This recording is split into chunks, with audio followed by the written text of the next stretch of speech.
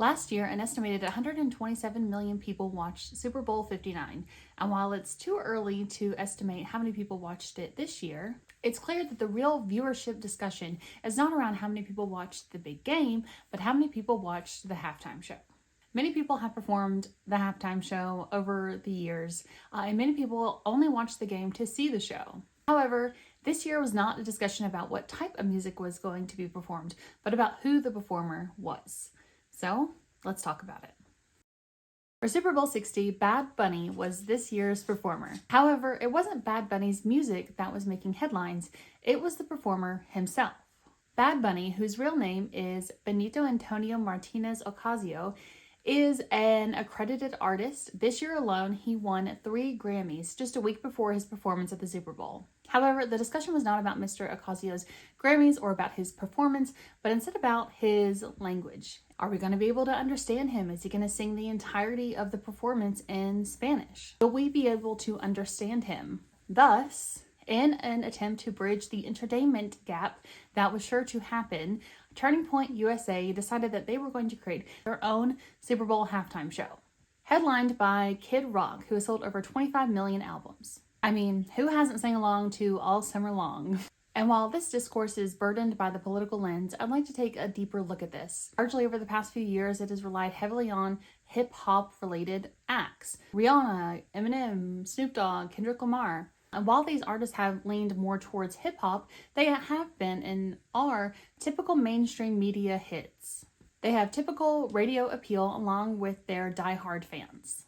Maybe this is my own ignorance or the part of the world in which I live, but I haven't heard many of Bad Bunny's songs before this performance. So here's what I loved. I love that his performance seemed to focus on the idea of unity and togetherness. During his performance, a Jumbotron in the background read, "The only thing more powerful than hate is love." I like that it felt like a celebration. He had Hispanic celebrities who were there, present, dancing and vibing, and it really felt like it was a moment of triumph.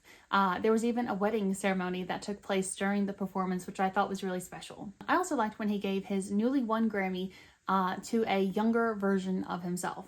It was beautiful and symbolic of Bad Bunny's rise through the different layers of his life. The message was clear, but unlike Kendrick Lamar's performance last year, which felt like a well-deserved criticism, Bad Bunny turned away from criticism and leaned more towards inclusivity and togetherness. He focused on those things instead of dwelling on the idea of separation that had too long been the narrative of his performance. It was not a clapback. Later, President Trump wrote this: "The Super Bowl halftime show is absolutely terrible, one of the worst ever. It makes no sense. It is an affront to the greatness of America."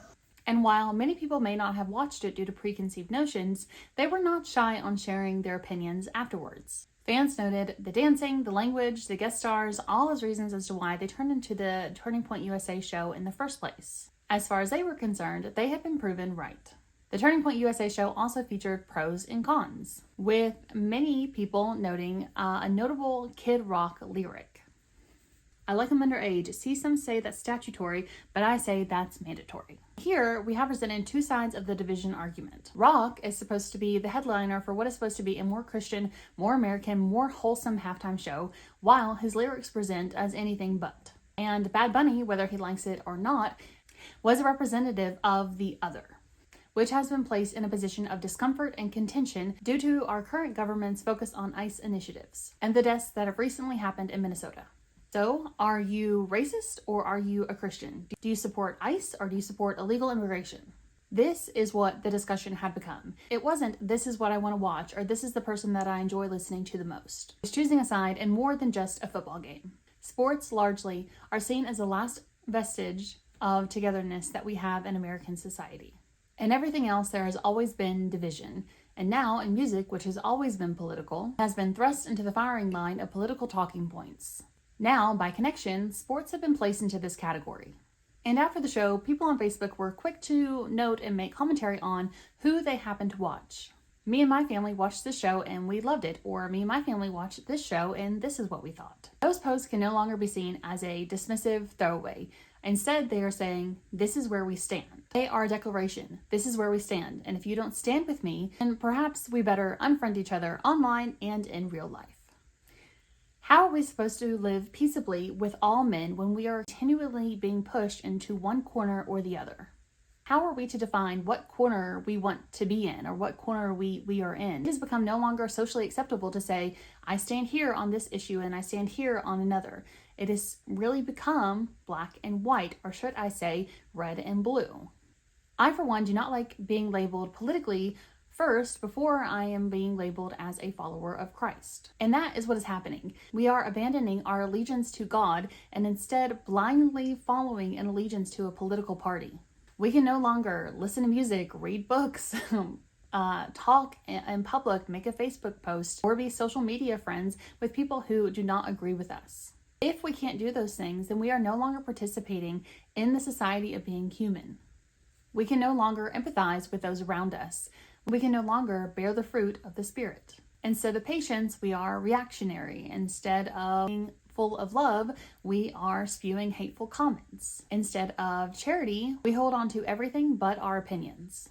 Instead of long-suffering, we no longer even want to tolerate what the other side thinks. We are not bearing fruit. We are not laboring in sugarcane fields or wheat fields. Instead, we are saying, this is the crop that you need to pick, and this is when, and this is how. We are limiting ourselves, and therefore we are limiting what God can do in our lives and in the lives of those around us. I, for one, am tired of being backed into a corner and being told, this is who I am. Because no one can tell me that except for the Lord. If you like this video, please go ahead and give it a like and think about subscribing. Another video will be up next week.